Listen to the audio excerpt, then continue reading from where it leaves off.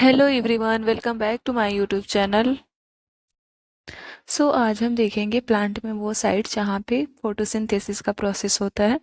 तो क्लोरोप्लास्ट जो होता है वो एक तरीके का प्लास्टिड होता है। प्लास्टिड तीन तरह का होता है: क्रोमोप्लास्ट, ल्यूकोप्लास्ट एंड क्लोरोप्लास्ट।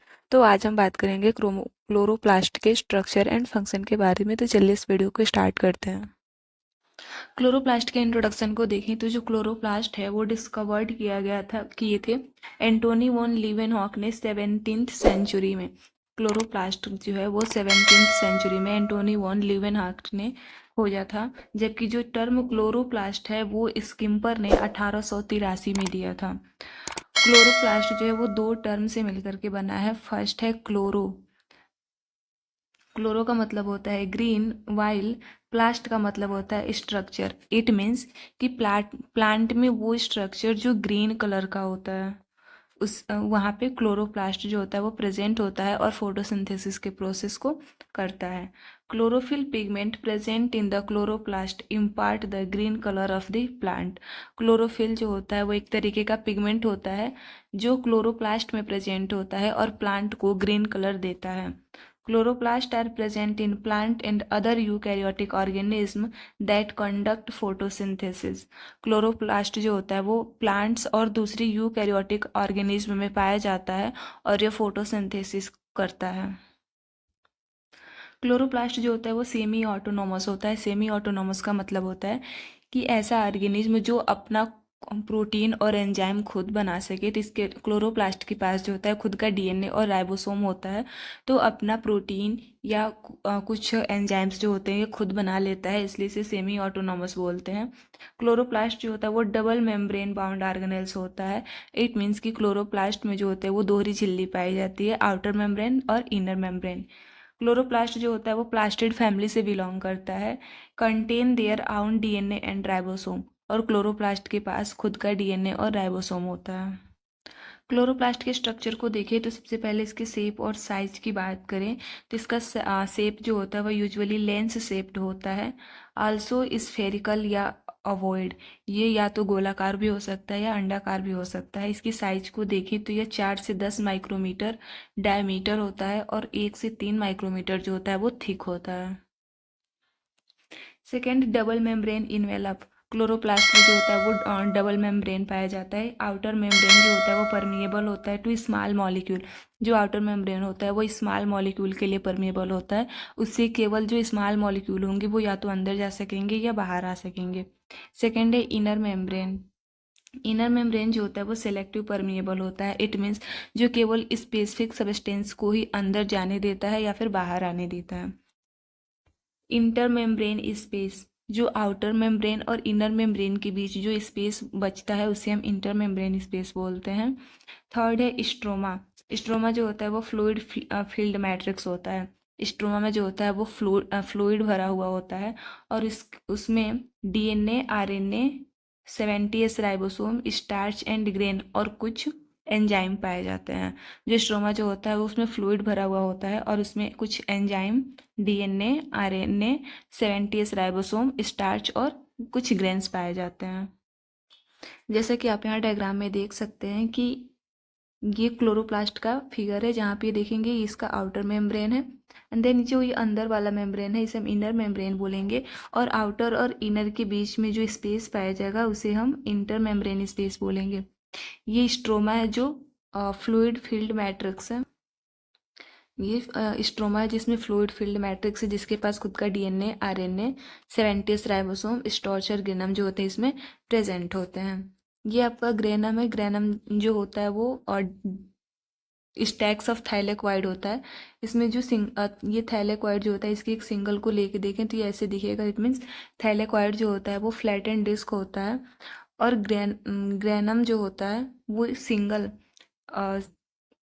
जो टर्म ग्राना है, ग्राना जो है प्लूरल है, जबकि ग्रेनम जो है वो सिंगुलर टर्म है। और ग्रेनम जो होता है वो स्टैक्स ऑफ थाइलेक्वाइड। थाइलेक्वाइड को जब हम एक के ऊपर एक लेयर के ऊपर एक के रख के जो परत बनाते हैं उसे हम ग्रेनम बोलते हैं। और इन दोनों को जो दोनों स्टैक्स को जो आपस में जोड़ता है उसे हम स्ट्रोमा लैमिला बोलते हैं।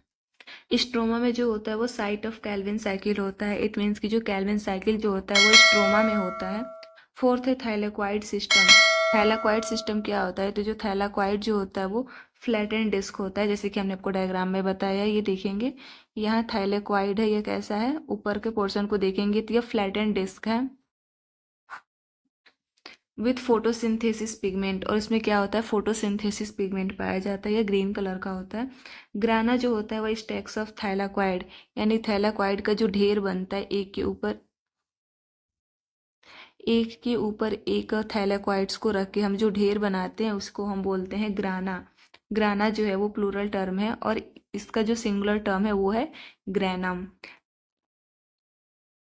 नेक्स्ट है स्ट्रोमा लैमेला। स्ट्रोमा लैमेली क्या होता है? ये जो ग्रेना का जो स्टैक्स होते हैं इन दोनों को आपस में जो होता है वो कनेक्ट करता है, इसे हम बोलते हैं stroma lamella. Site of light reaction of photosynthesis. Thylakoid में जो होता है वो वहाँ पे फोटोसिंथेसिस का लाइट रिएक्शन होता है। क्लोरोप्लास्ट डीएनए, क्लोरोप्लास्ट में जो होता है वो डीएनए पाया जाता है। सर्कुलर डबल स्ट्रैंडेड डीएनए होता है, कोड्स करता है सम क्लोरोप्लास्ट प्रोटीन को। सिक्स्थ है राइबोसोम। इसमें राइबोसोम जो क्लोरोप्लास्ट में जो होता है वो राइबोसोम पाया जाता है 70S टाइप का। जो प्रोकैरियोट्स में 70S टाइप का 50S+30S पाया जाता है राइबोसोम, वो जो होता है वो क्लोरोप्लास्ट में पाया जाता है। Protein synthesis with in chloroplast. Protein synthesis जो होता है वो क्लोरोप्लास्ट के में होता है। फंक्शन ऑफ क्लोरोप्लास्ट को देखें तो फर्स्ट है फोटोसिंथेसिस। क्लोरोप्लास्ट जो होता है फोटोसिंथेसिस कैसे करता है? तो ये main site of photosynthesis in plant. Plant में फोटोसिंथेसिस का मुख्य जगह जो होता है वो क्लोरोप्लास्ट होता है। Light reaction occurs in thylakoid membrane. Light reaction जो होता है वो थाइलेक्वाइड मेम्ब्रेन में होता है और प्रोड्यूस करता है ATP, NADPH और ऑक्सीजन। डार्क रिएक्शन जिसे हम कैल्विन साइकिल बोलते हैं, यह स्ट्रोमा में होता है और शुगर का सिंथेसिस करता है। सेकेंड है सिंथेसिस ऑफ फूड। तो यह कन्वर्ट करता है सोलर एनर्जी को केमिकल एनर्जी में और ग्लूकोज बनाता है। Produce starch as a storage form of sugar. Starch produce करता है और उसे शुगर के रूप में स्टोर करता है।